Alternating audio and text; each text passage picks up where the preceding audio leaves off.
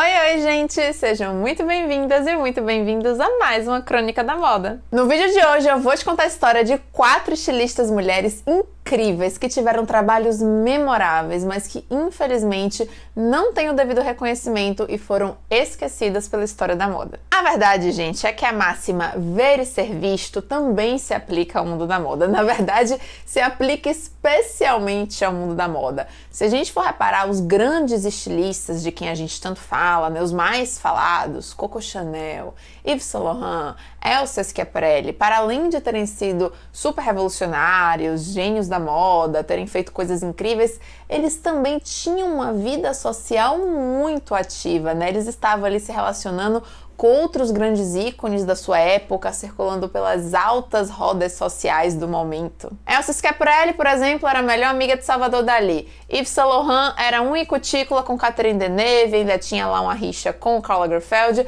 Chanel, então, nem se fala, namorou com meio mundo de gente, que foi desde um duque inglês, passando por um príncipe russo até um oficial nazista. E essas 4 mulheres que eu vou contar a história pra vocês, de fato, elas não tiveram essa parte da vida social tão ativa. Elas eram mais discretas, algumas até mais reclusas, o que não é de se estranhar, dado o fato de que não era nem um pouco fácil ser mulher lá no início do século XX. Não tá sendo fácil hoje, né? Que dirá 120 anos atrás. Então pode rodar a vinheta, porque no vídeo de hoje eu vou te contar a história de Madame Paquin, Lucille, Madeleine de Vionnet e Madame Grès.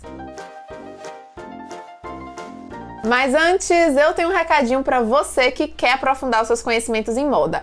Entre para a comunidade do Crônicas da Moda que eu vou te ajudar. A comunidade Crônicas da Moda é o meu clube de assinatura, onde todos os assinantes são reunidos num grupo fechado, super VIP no Telegram, onde diariamente, de segunda a sexta, eu coloco conteúdos exclusivos sobre moda para ampliar o seu repertório e o seu conhecimento sobre o assunto. São trechos dos meus livros de moda, tem matérias de revistas de moda atuais e também antigas, e claro que tudo isso vem acompanhado das minhas explicações, seja por texto ou por áudio, para realmente te munir de conhecimento. E para além de tudo isso, a gente tem uma live semanal para a gente se encontrar ao vivo para discutir algum grande tema sobre o mundo da moda. Recentemente a gente veio aí de uma série de 4 lives falando sobre história da moda no Brasil, que foi muito legal. Já tivemos live sobre a influência dos movimentos artísticos na moda, então cada live é um tema que pode ser um tema tanto ligado à história da moda, mas também um tema da moda atual, algum acontecimento que a gente pode discutir. Então você não perde tempo, especialmente se você trabalha na área de moda, estuda moda ou quer estudar um dia, tem que entrar para a comunidade Crônicas da Moda para já ir adquirindo todo esse conhecimento que vai fazer de você um profissional mais completo.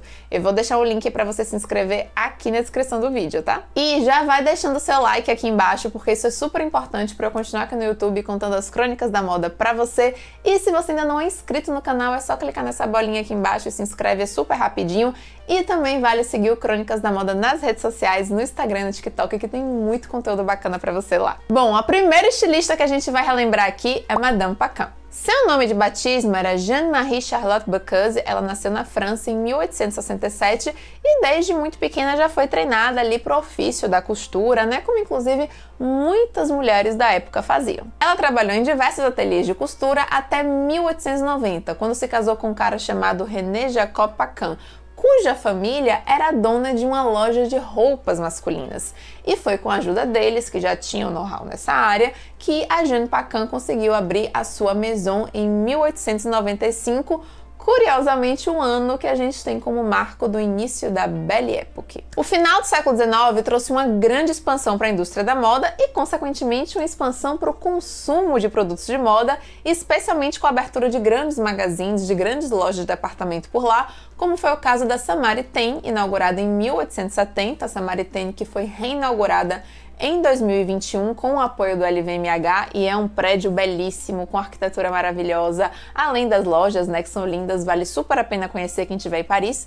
E também no final do século XIX foi inaugurada a famosíssima Galeria Lafayette em 1893. E essa aceleração no mercado de consumo de moda fez com que o negócio de Jeanne Paquin crescesse exponencialmente. Tanto é que na virada do século, em 1900, ela já era um dos principais nomes da moda em Paris e foi convidada para organizar o pavilhão da moda que ia compor a Exposição Universal de 1900. A Exposição Universal de 1900, gente, foi uma grande feira, um grande evento de inovação, de novas tecnologias, né? Uma coisa feita realmente para celebrar os grandes avanços que a indústria tinha feito no século passado, no caso, o século XIX, né? E claro que como o evento aconteceu em Paris, óbvio que a moda estava dentro dos negócios que estavam sendo tratados ali, e Jeanne Paquin foi convocada para organizar o Palais de la Mode, como foi batizado, que seria o pavilhão da moda, que era uma área do evento que tinha toda uma exposição dedicada à história da moda até então ela funcionou aí como uma curadora dessa exposição,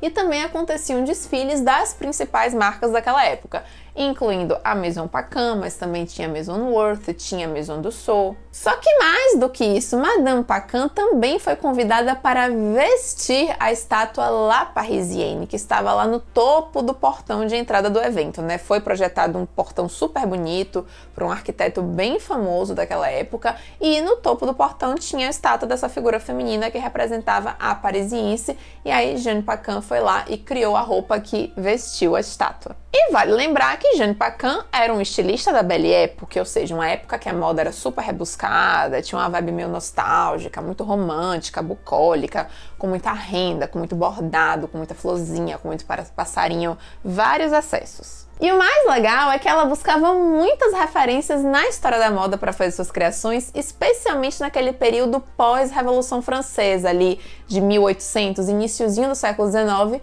com o estilo neoclássico. Ela trabalhava em algumas peças, por exemplo, a cintura mais alta, logo aqui abaixo do busto, que é conhecida hoje como silhueta império, né, como cintura império, que era como se usava lá no início do século XIX, em 1800 e pouquinho, e que é bem diferente da silhueta da Belle Époque de 1900, onde a cintura ela já tá mais no lugar e ela é mais fininha, mais ajustada. Ela costumava até batizar algumas das suas criações com nomes que ficaram famosos nesse período ali da Revolução Francesa. Tinha um vestido mesmo que ela batizou de Thermidor, né? Que foi uma palavra muito utilizada para descrever aquele período de terror da Revolução Francesa, né? Quando a coisa ficou bem sangrenta, várias cabeças sendo cortadas, aquela loucura toda. Tinha outro vestido que ela batizou de Maria Antonieta, que aqui dispensa apresentações, né? Para sua coleção de verão 1899, ela criou um vestido que foi batizado de Vigée-Lebrun, em homenagem à pintora Elisabeth Vigée-Lebrun, que era retratista oficial de Maria Antonieta lá no final do século XVIII.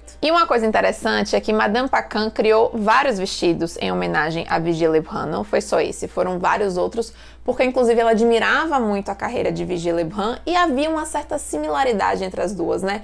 Ambas eram mulheres no meio artístico, né?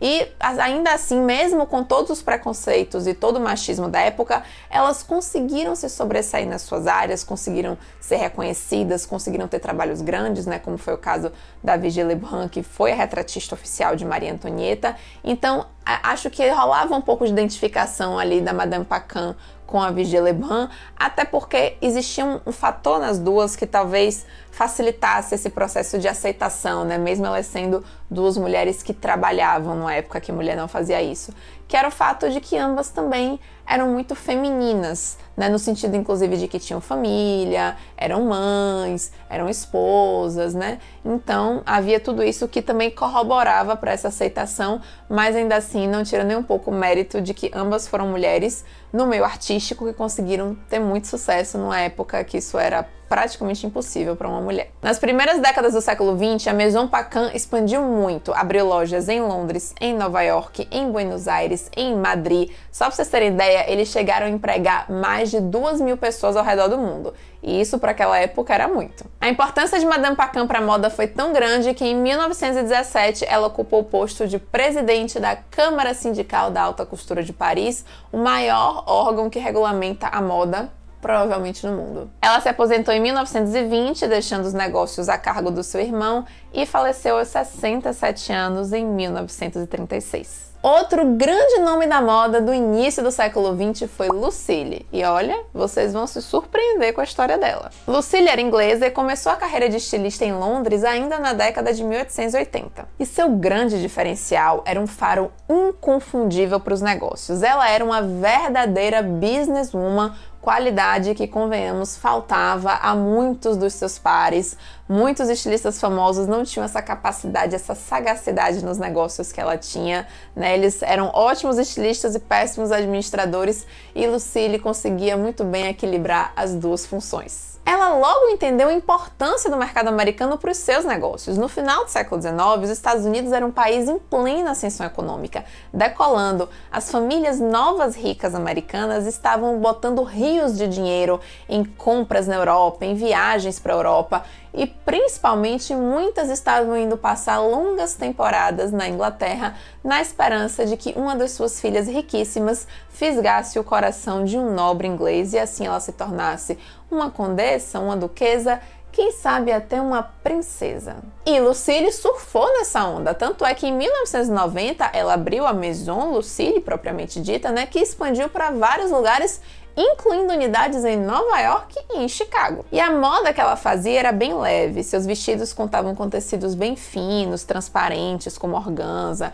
era um estilo bem feminino, super esvoaçante, já mais distante da moda rígida da Belle Époque. Em 1900 ela se casou com Sir Cosmo Duff Gordon, que era um baronete e campeão olímpico de esgrima, e foi aí que ela se tornou Lady Duff Gordon. A fofoca que rola é que ele era falido e era o trabalho dela que sustentava os dois. Bom, lá nas primeiras décadas do século XX, o negócio de Lucille ia muito bem, obrigado. Ela tinha lojas lá nos Estados Unidos e tinha negócios, né, business para resolver em Nova York, o que fez com que ela, o seu marido e sua camareira embarcassem na primeira classe do Titanic em 1912. A essa é a hora que você deve estar se perguntando: morreram? Não morreram? Pegaram bote? Ficaram boiando no meio do Atlântico? Será que eles aparecem no filme? Sim, eles aparecem no filme. Lembram daquela cena que o Jack vai jantar com a Rose na primeira classe, ele bota aquela roupa bonita, o fraque, vê ela descendo da escada, aquela coisa toda?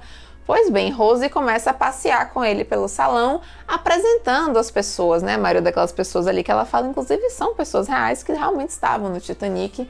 E uma das pessoas que ela apresenta a ele é Sir Cosmo e Lady Duff Gordon, que ela ainda brinca assim, ela desenha lingerie e é muito popular entre as nobres. E era mesmo. Bom, tanto a Lucille como seu marido e a camareira sobreviveram ao naufrágio do Titanic. Eles saíram num dos primeiros botes salva-vidas junto com outros membros da tripulação. Só que aí veio a treta, porque cerca de um mês depois do desastre houve um inquérito, né, para apurar o que tinha acontecido.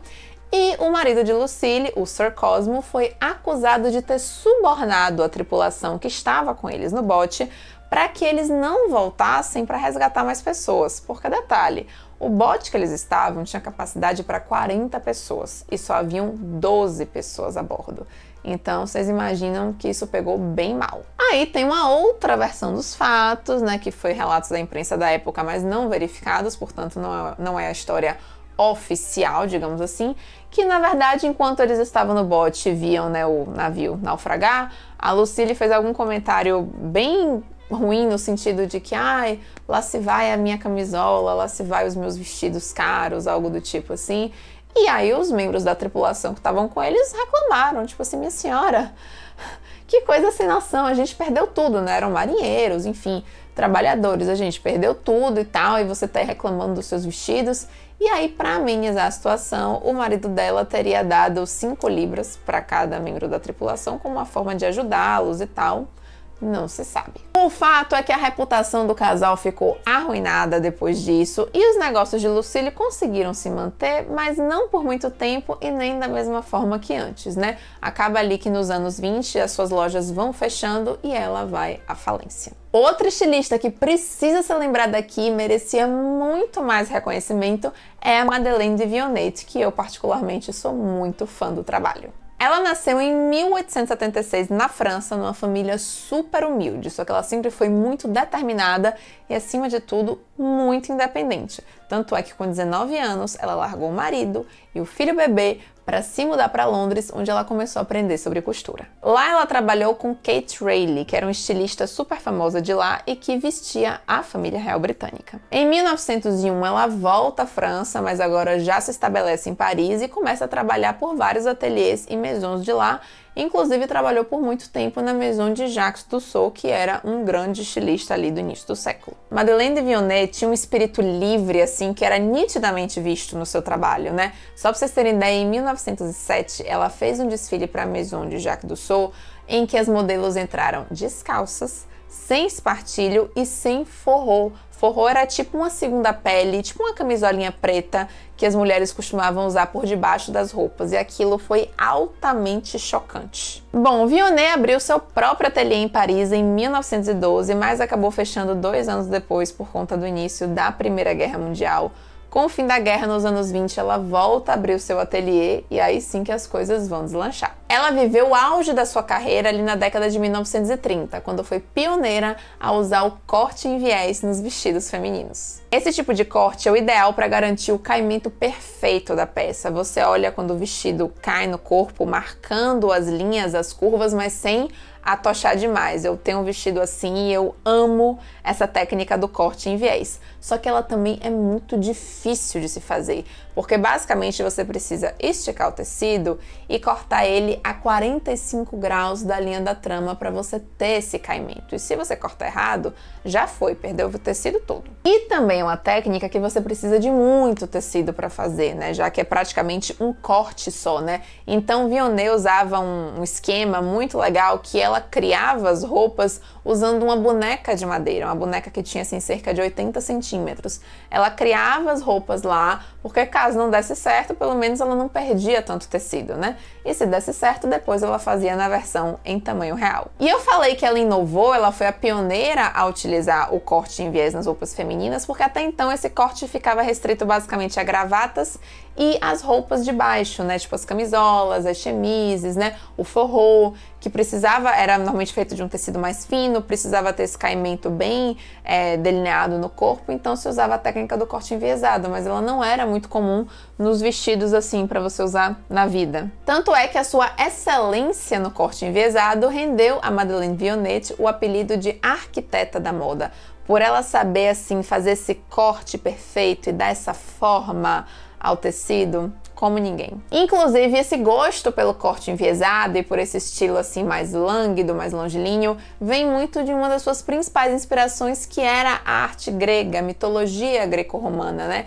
Com aqueles vestidos mais fluidos, mais soltos, né? Que não chega a ser uma coisa soltona, mas também não é uma coisa muito justa. Ela se inspirava muito nesse universo, nas roupas daquelas estátuas gregas, para compor as suas produções. E vou dizer a vocês, Vionnet era uma mulher à frente do seu tempo em vários aspectos. Só para vocês terem ideia, quando ela abriu seu segundo ateliê, que já era um ateliê maior, um prédio de 2 andares, né, com várias coisas, ela tinha um serviço médico dentro do ateliê que todos os funcionários podiam usar e também as suas famílias. Ou seja, basicamente ela era o quê? A empresa que fornece o plano de saúde para o funcionário, gente, que hoje é tão comum, deveria até ser mais, e ela já estava fazendo lá em 1920. Mas infelizmente, com a chegada da Segunda Guerra Mundial, Vionnet precisou novamente fechar o seu ateliê e aí ela decidiu se aposentar de vez. Ele nunca mais foi reativado e ela faleceu só em 1975, passando inclusive muitos dos seus contemporâneos que foram mais famosos que ela,